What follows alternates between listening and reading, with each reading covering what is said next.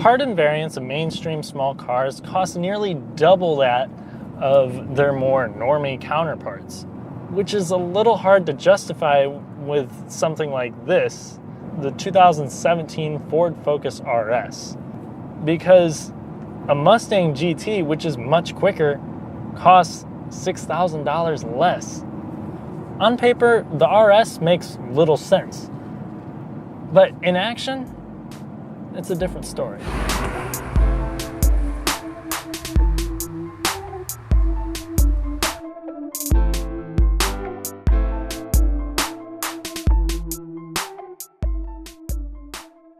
Straight away, once you sit in the Focus RS, you notice that it's not a Focus exactly, but you're still reminded of its rental car roots with black plastic used all throughout. The buttons still kind of just look like they're meant to be in a $20,000 car, not something that starts at 41 grand.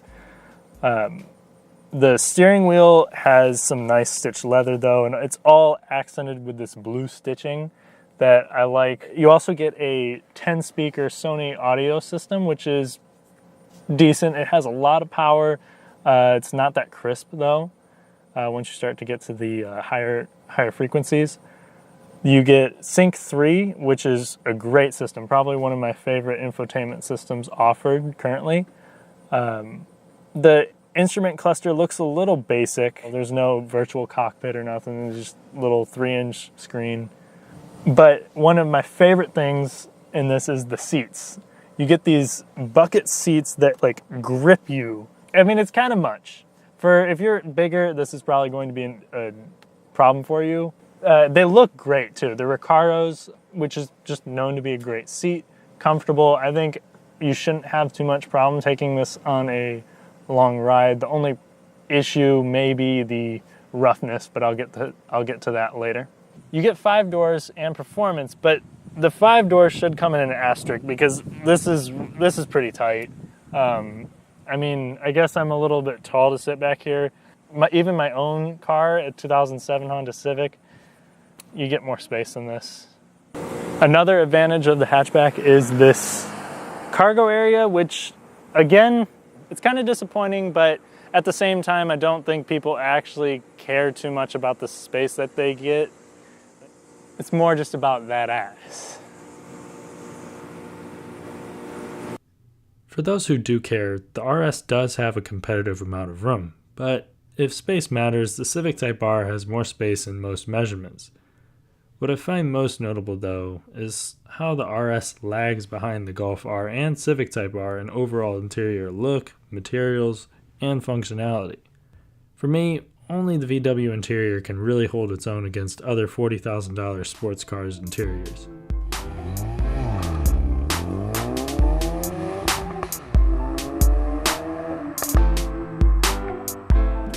Now, first time I can get into some corners and we'll see. It's like, I know it'll hold on. Oh my gosh. It's so much grip, especially through these back roads. Wow. And it's like, so confident too. I trust the car, which I think that's what the small hot hatch theme is all about. It's a chuckable little car, but I when I first saw 350 horsepower, it's like, was it gonna lose that approachableness that is such a big characteristic of hot hatches? And the answer is no. I trust this thing. I trust my abilities with it. It's got the torque to really bring it out. Damn, and it grips. Oh my gosh. I love this. It's got so much emotion. The electric power steering is direct and precise. You get all the feedback too. The suspension keeps you nice and level. Even with the higher center of gravity from the hatchback, it really keeps it hunkered down. They have 4 modes. That you got normal, sport, track, and drift. Drift, It's supposed to send, I believe, 85% of the power to the rear wheels, and then it shuts off traction control, which is really cool. Am I going to try that right now? No. I more just like the thought that they were like, we'll throw drift mode in there. Like, that's cool. Track mode works great. Occasionally you'll get these, especially in drift mode, it seems like I get more of these pops and bangs from the exhaust. It's fun. It's reminds you, you're in a little racy car. Oh man, it's got so much torque. It's 350 pound-feet of torque and 350 horsepower. I believe the torque comes in at 3,200 RPMs, power up at 6,000. So it really pulls between 3,000 and 6,000 RPMs. Back to, the competition that it faces. And when you start talking about $40,000 performance cars, you really can't go without mentioning the Camaro SS or the Ford Mustang GT. Those cars each have over 100 horsepower on the Focus and are built on much better platforms, but to me, the key to the RS fun is the all-wheel drive powertrain. Now, I know all the track day bros think that means I'm a little bitch who's scared of rear-wheel drive and mad skids, but see, I'm all for having a blast on the track or at the strip. But on a back road, the consequences of failure are high, and the Ford's excellent communication paired with its power delivery allow me to relax some and have fun. As a lot of enthusiasts will note, it's hard to get good driving dynamics from an all-wheel drive vehicle. They tend to understeer and lack the extra bit of spice that rear-wheel drive vehicles usually have. But that's not the case here. It handles neutral and will even slip the back end out if you'd like. But it does so in an easy-to-control manner. Plus, Ford only offers a 6-speed manual. So we know that this car is only meant for people that really love driving. I do wish the shifter was a little less rubbery, but it shifts quickly and the throw still feels satisfying. The clutch feels a little numb, but is weighted well. When it comes time to stop the Focus, Ford trusted Brembo to get the job done, and they did. Pedal feel is linear and responsive, although not the strongest out there. It provides stops of Motor Trend tested 109 feet from 60. All this added together makes the RS feel alive, but let's get back to the competition. When you step into these all-wheel drive 5-door or sedans that cost $40,000, when you get in those cars, it's a different experience because they're all much more chuckable than the muscle car counterparts.